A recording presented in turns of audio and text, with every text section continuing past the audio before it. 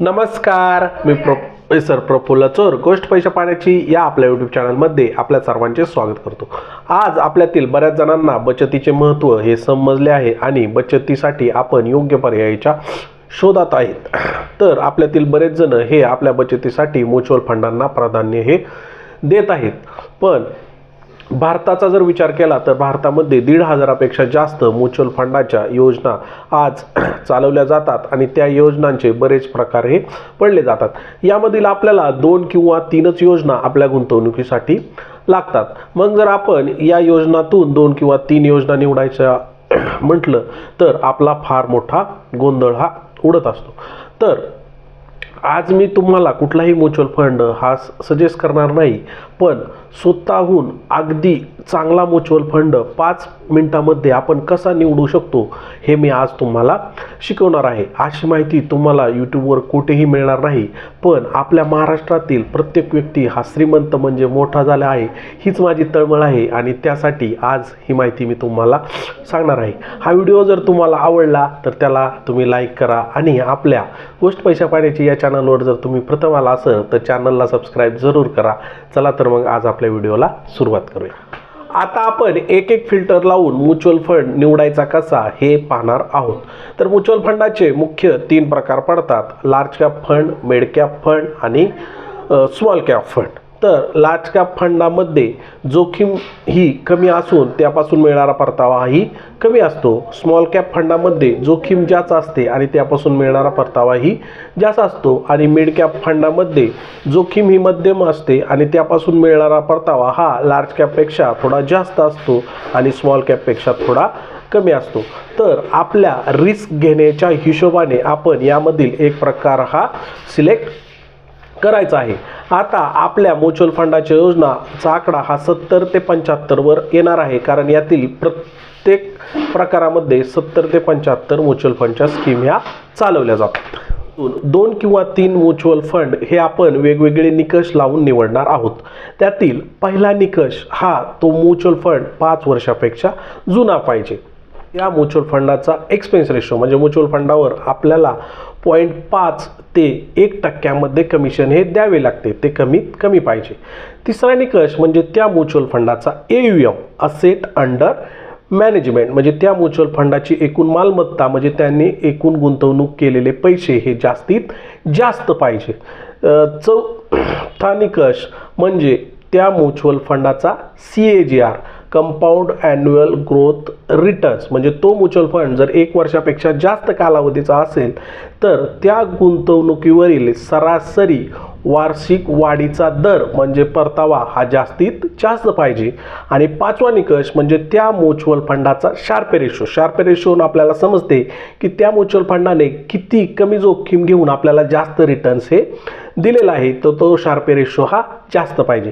तर हे पॅरामीटर आपल्याला वेगवेगळ्या वेबसाईटवरून म्हणजे स्क्रीनर असेल किंवा ग्रो असेल अशा भरपूर वेबसाईट आहेत त्यावरून आपल्याला मिळणार आहेत, पण पुढे आपल्याला ते कंपेअर करावं लागते आणि यासाठी आपल्याला थोडेफार नॉलेजची गरज आहे आणि त्यासाठी आपला थोडा वेळ जाणार आहे। तर आज मी अगदी शॉर्टकटने म्हणजे अगदी 5 मिनिटांमध्ये ज्याला म्युच्युअल फंडाचे काहीच नॉलेज नाही तो चांगला म्युच्युअल फंड कसा निवडू शकतो ही पद्धत आज आपण शिकणार आहे। तर ती पद्धत म्हणजे म्युच्युअल फंडाच्या रँकिंग किंवा रेटिंगवरून म्युच्युअल फंड सिलेक्ट करणे। ही पद्धत काय आपल्यासाठी वेगळी नाही। आपल्या मुलांचे कॉलेज सिलेक्ट करताना किंवा ॲमेझॉन फ्लिपकार्टवर एखादा प्रोडक्ट सिलेक्ट करताना आपण त्याची रेटिंग हे पाहत असतो। तर वेगवेगळ्या एजन्सींमार्फत म्युच्युअल फंडाचे सुद्धा रेटिंग केले जाते आणि या रेटिंगवरून म्युच्युअल फंड कसा सिलेक्ट करायचा हेच आपण आज शिकणार आहोत।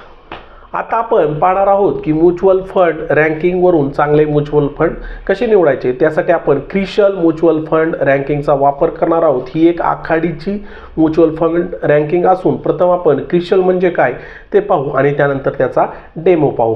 क्रिशल म्युच्युअल फंड रँकिंग ही क्रिशल लिमिटेडची एक सबसिडरी असून ही कंपनी 1987 पासून आपल्या भारतात क्रेडिट रेटिंग देण्याचे काम करते।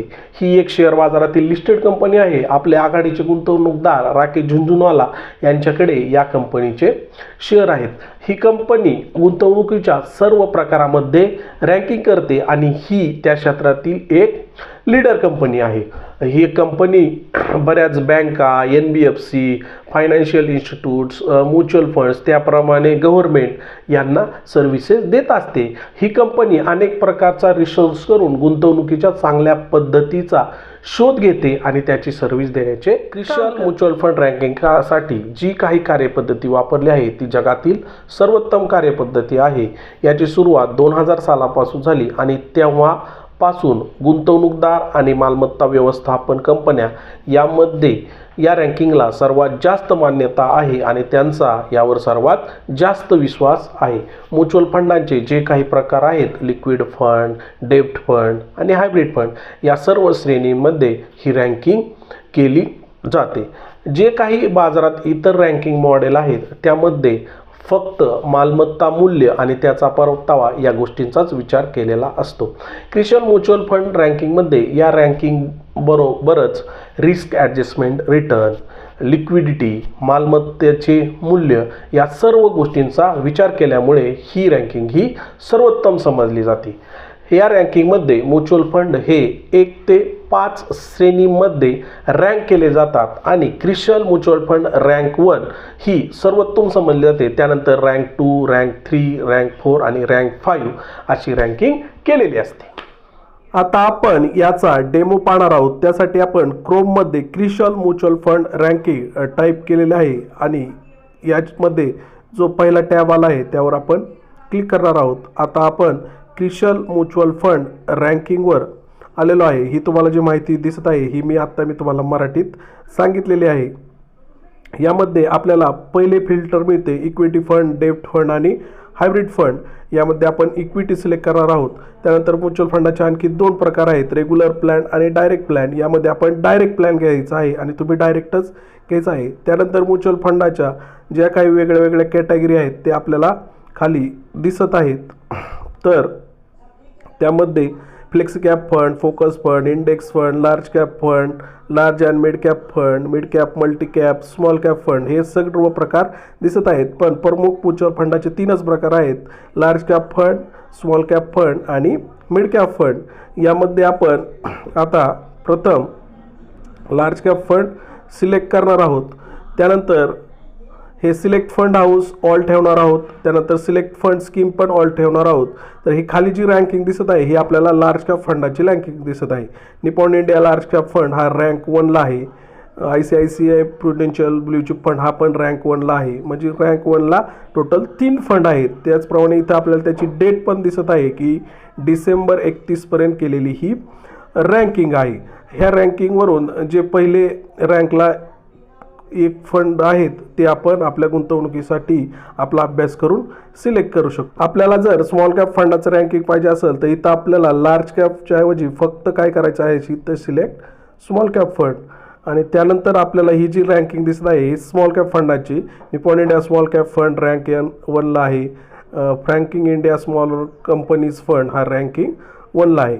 आता आपल्याला या रँकिंगवरून म्युच्युअल फंड कसे ठरवायचे हे पण आता व्यवस्थित समजले आहे। म्युच्युअल फंड रँकिंगचा वापर करून चांगल्यातील चांगला फंड आजच आपल्या गुंतवणुकीसाठी निवडा आणि आपल्या गुंतवणुकीस आजच सुरुवात करा।